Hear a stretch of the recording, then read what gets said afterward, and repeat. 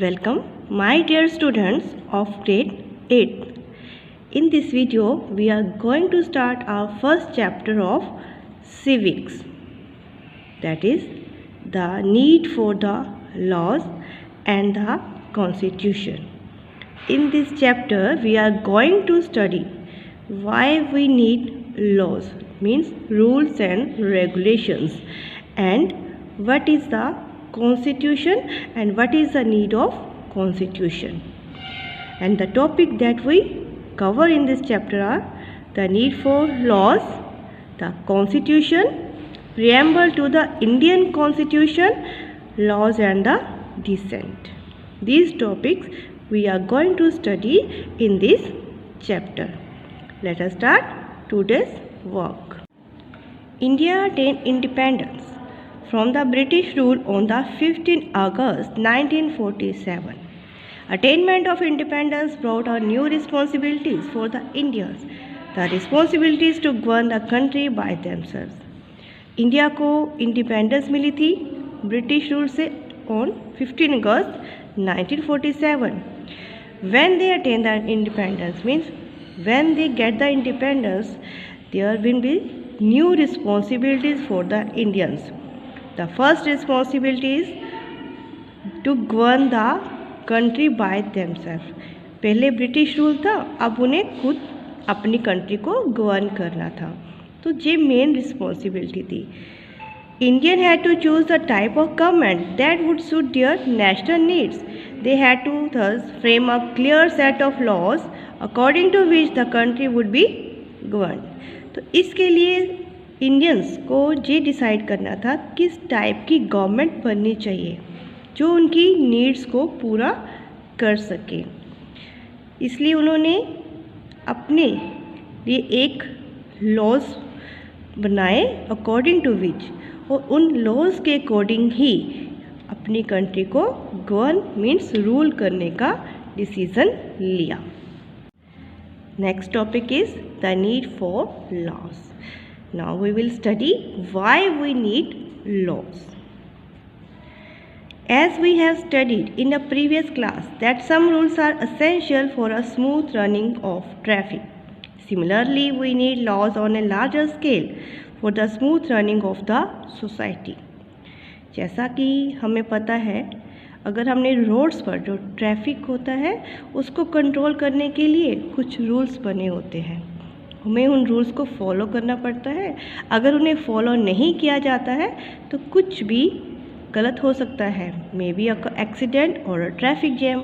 इसी तरह अपनी सोसाइटी को स्मूथली रन करने के लिए कुछ लॉज चाहिए. एज द लॉज और rules of the game entirely change the game. Similarly the rules of the government completely change the working of a country.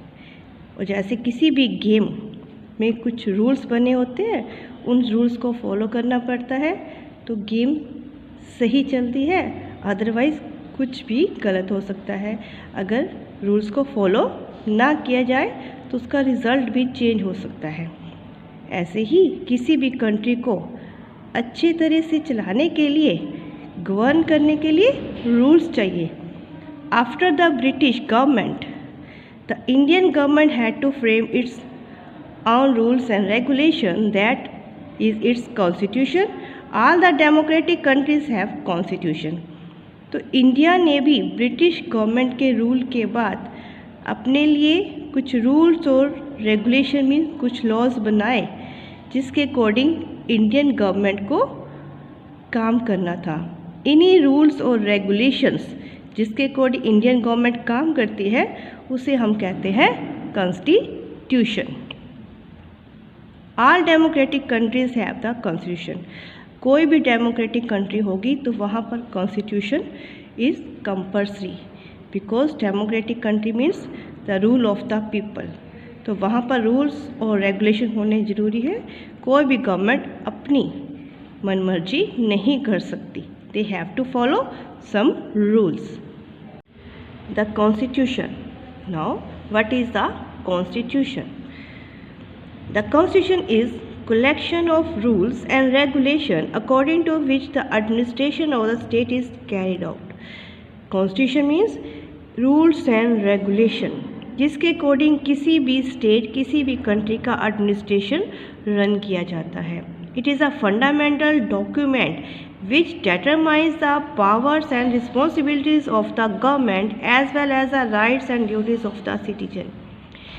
ये एक फंडामेंटल डॉक्यूमेंट्स है जिसमें किसी भी गवर्नमेंट की पावर और रिस्पॉन्सिबिलिटीज़ को बताया जाता है और उसके साथ साथ कि उनके सिटीजन्स के क्या राइट्स हैं और क्या ड्यूटीज़ हैं उसके बारे भी पूरा एक्सप्लेन होता है.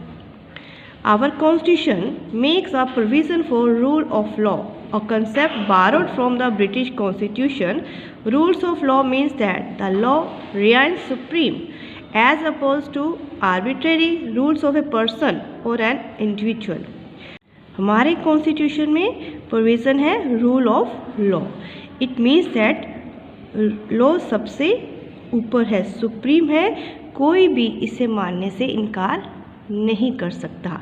It means that everyone is equal in the eyes of law, nobody is above the law. Law के लिए सब समान है और कोई भी लॉ से ऊपर नहीं है, सभी को ही वो रूल्स मानने पड़ेंगे. Next is need for the constitution. Why we need constitution? Constitution reflects the ideals of a country as the Indian Constitution reflects the India's democratic country. कोई भी कॉन्स्टिट्यूशन किसी भी कंट्री की मेन आइडियल्स मीन बेस को define करता है, किस base पर वो कंट्री डिपेंड करती है. जैसे इंडिया का कॉन्स्टिट्यूशन रिफ्लेक्ट करता है कि इंडिया एक डेमोक्रेटिक कंट्री है. It is to define the nature of the country's political system as it defines the parliamentary form of government in India. इसके अलावा ये कंट्री के पॉलिटिकल सिस्टम को भी डिफाइन करता है. इंडिया का पॉलिटिकल सिस्टम कैसा है? Parliamentary form of government. Next is Constitution empowers the government to frame the laws for the governance as without the laws the anarchy prevails and thus leads to the downfall of the country. Constitution क्या करता है? Government की powers को bound करता है, उनकी determine करता है कि गवर्नमेंट की कितनी पावर है. अगर कॉन्स्टिट्यूशन ना हो तो कोई भी गवर्नमेंट अनार्की बन सकती है, अपनी मनमर्जी कर सकती है, जिससे कंट्री हमेशा डाउनफॉल की तरफ जाती है. That's why any country or any mainly democratic country needs the constitution, means rules and laws that the government of that country has to follow.